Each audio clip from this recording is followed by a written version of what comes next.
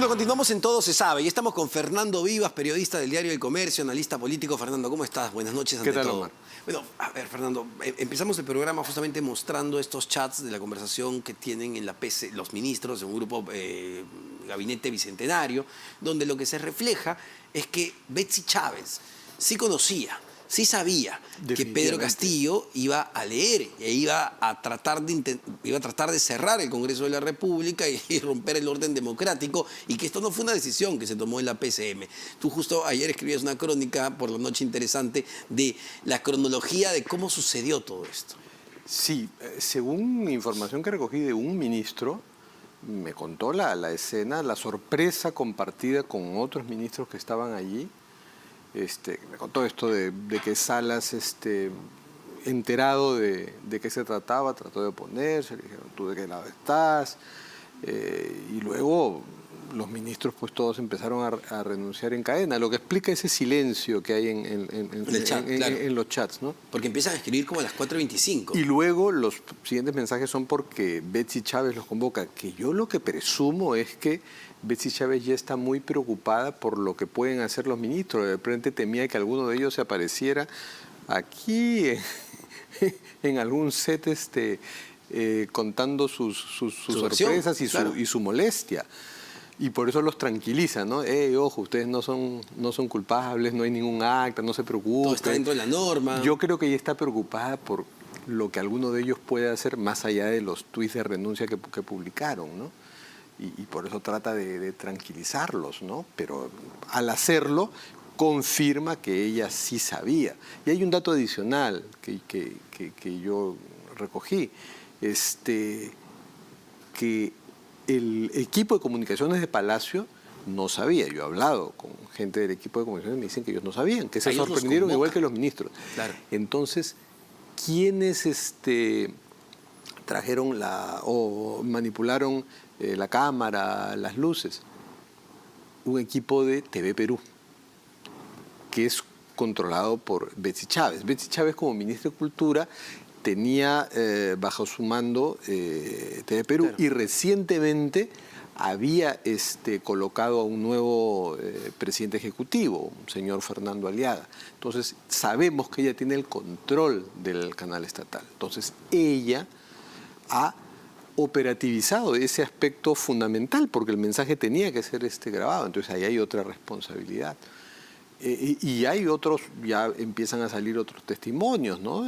O sea, el presidente, por fuentes, me han asegurado que llamó al jefe de la policía, al comandante general de la policía, Raúl Alfaro, y le pidió que intervenga. Fernando, ¿lo llama antes o después del mensaje? Después del mensaje. Después del mensaje. Termina su mensaje y lo que dice, después del mensaje. Bueno, sí. Procedamos. Exacto. Lo llama después del mensaje. Y eso pone en actividad, a pesar de que estaba con COVID, aislado, en algún lugar de la comandancia, en actividad Alfaro, y se reúne con su estado, pero Estado Mayor, coordinan con el Comando Conjunto de las Fuerzas Armadas, y hay operativo, ¿no? Que es muy oportuno. Exacto. Y muy rápido. Ha sido cuestión de minutos, porque si Castillo sale antes, si la policía interviene más tarde y si no hay tráfico en Lima, probablemente llegaba a México. Pero eso voy, ¿no? Es extraño de alguna manera, porque indicaría que, a ver, ya quizá tenían idea el jefe de la policía, el comando conjunto, que esto iba a ocurrir así. A partir del mensaje. La parte más oscura para mí es la que tiene que ver con el ejército, y con esa visita muy temprana a Palacio, 7 de la mañana, 7:00 del ministro de Defensa y el comandante general del ejército, Walter Córdoba. Así es. Que renuncia. Sin estar obligado a ello, puesto que justamente Exacto. En los últimos meses un poco obra del excomandante general de la policía, Luis Vera Llerena, que incluso está peleando, ¿no? contra su pase a retiro, presionó este reclamo de Vera Llena que el Congreso apruebe, ¿no? por insistencia, una ley que bloquea la posibilidad de que los comandantes generales de las Fuerzas Armadas y de la Policía sean pasados a retiro arbitrariamente por Y por podrían los estar 2 gobernantes, años ¿no? sin que lo saquen. Pueden estar 2 años en que lo saquen. Entonces, ¿Por qué renunciar? Córdoba renuncia, pero no estamos seguros, no, yo no he recabado testimonios, no, lo que he leído de otros colegas, no me queda del todo claro por qué renunció Córdoba. Porque uno se pregunta, a ver, por simple lógica, si tú vas a anunciar y dar un golpe de Estado, tienes que garantizar de alguna manera el mínimo de la fuerza. Un golpe necesariamente se vincula a tener pues la fuerza de tu lado. Sí, Entonces, claro, pero ya ha sido calificado por ellos como el golpe más estúpido del mundo, un golpe desarmado, ¿no? Exacto, pero o es que Castillo sabía o pensó que tenía la fuerza de su lado, o le hicieron creer que sí lo tenía cuando nunca lo tuvo. Yo tengo una explicación que es parte del problema, porque todas las hipótesis son bienvenidas, hasta la del congresista Que estaba drogado, es lo que yo he leído. Pero trata de buscarle atenuantes, no los culpa, ¿no? Y de compartir.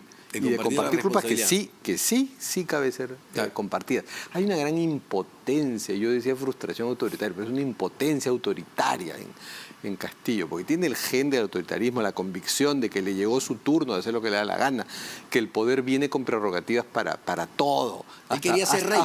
Hasta para abrir la caja fiscal y que familias y amigos metan la mano y las uñas.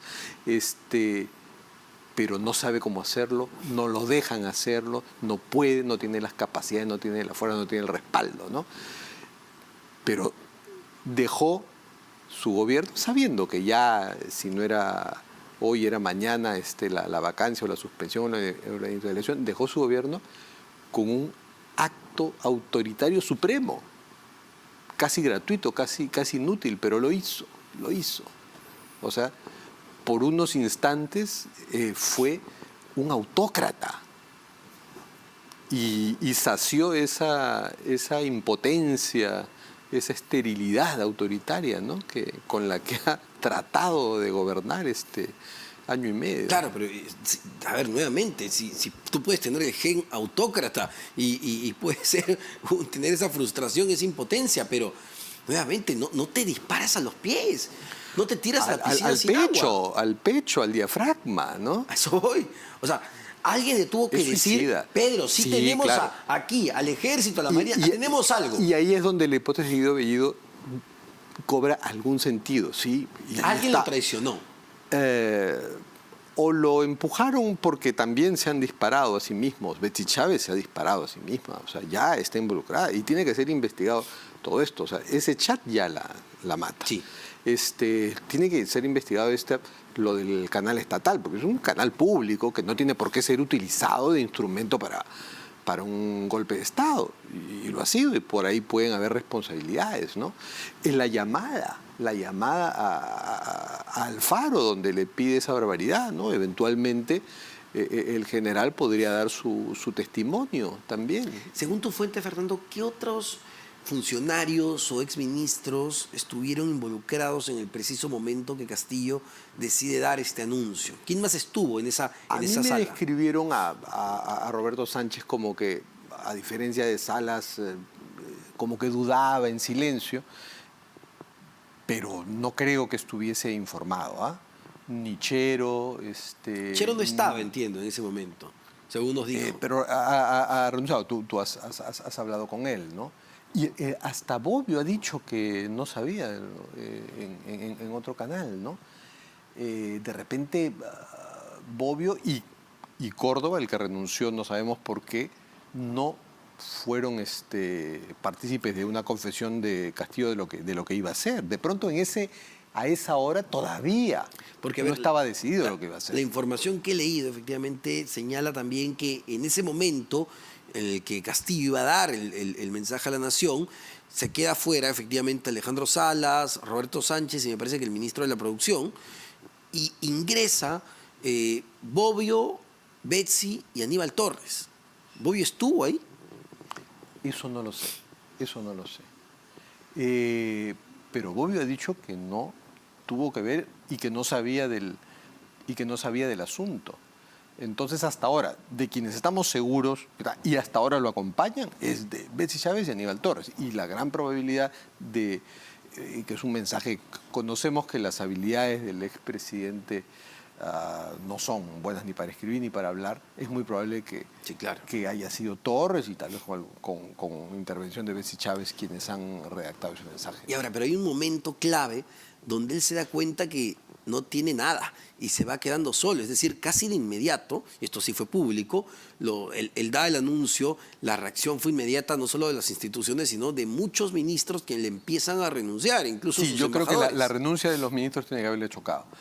Y ahí es donde viene, eso tendremos que reconstruirlo, la llamada a México, si él mismo habló con AMLO, este tipo de cosas se habla de presidente a presidente. Sí, claro. Y según AMLO dice eso, ¿no? AMLO Que lo dice llamó eso, ¿no? al despacho.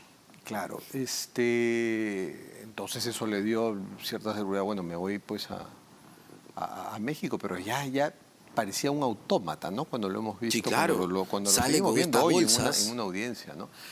Hay que destacar y sorprendernos nosotros mismos que hay cosas que sí funcionan en el Perú, las instituciones. Bueno, y la policía, la forma tan rápida de que actuó. Y las instituciones con cierta transparencia, porque estamos viviendo una historia de fuentes abiertas. O sea, Sí. tenemos el chat de los ministros, tenemos el parte policial.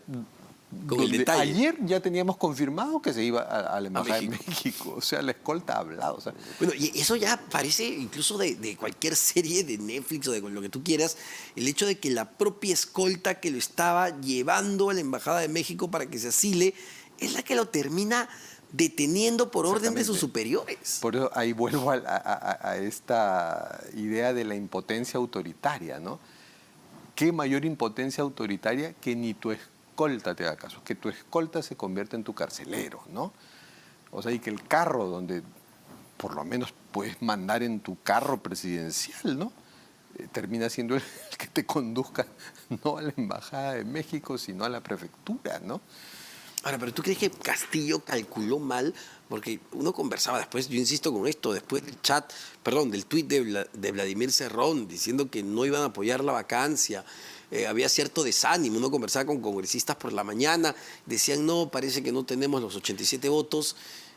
Otra hipótesis es que probablemente él mal informado y mal asesorado, que él creyera que no que sí iba a ser vacado. Es muy probable que el impacto de lo que ya había dicho su Lo de ex jefe de la Salatiel. DINI y lo de Salatiel ese mismo día, le hiciera pensar y alguien le transmitiera ese nuevo cálculo que sí lo iban a vacar.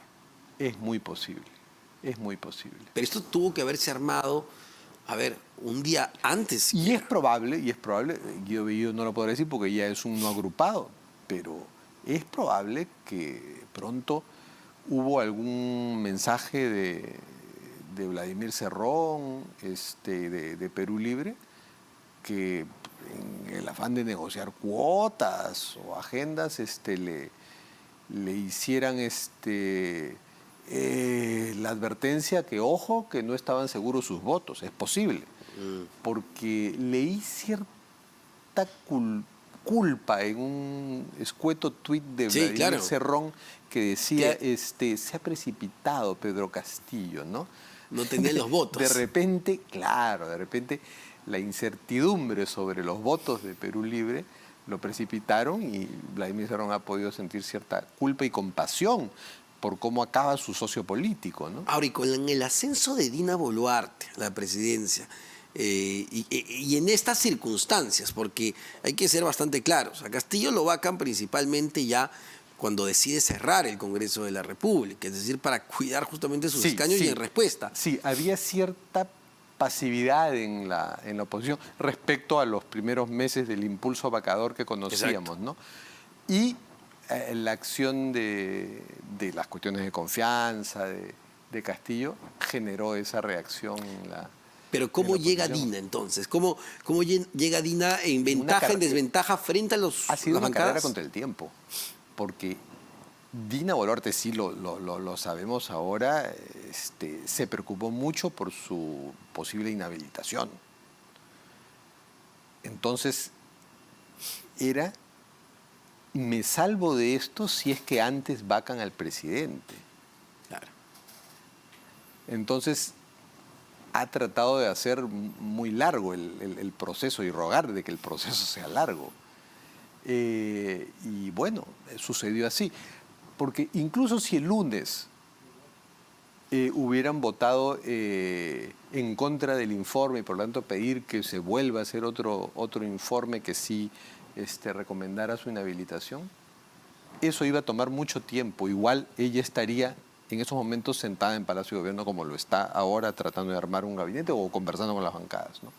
Pero ¿ves sostenible el gobierno de Dina hasta el 2026? Ahí está difícil. O sea, recién ha pasado un día y lo que estamos viendo es la tregua. Se la han dado. Y las bancadas están acudiendo porque se han dado cuenta que se necesitan mutuamente, ¿no? Hay un plan de tratar de quedarse hasta el 2026, que es compartido por ella y por el Congreso, por parte del Congreso al menos, pero incluso hasta quienes han presentado las mociones de las cuestiones para el adelanto de elecciones, como Susel Paredes, ¿no? Que con algarabía ahora está celebrando, comprensible que celebrando que hay una primera mujer presidenta en el Perú, ¿no? Y después de esa algarabía, por celebrar que hay una mujer, sigue pensando en el acto de elecciones, ya no estoy tan seguro. Muchísimas gracias. Muchísimas gracias.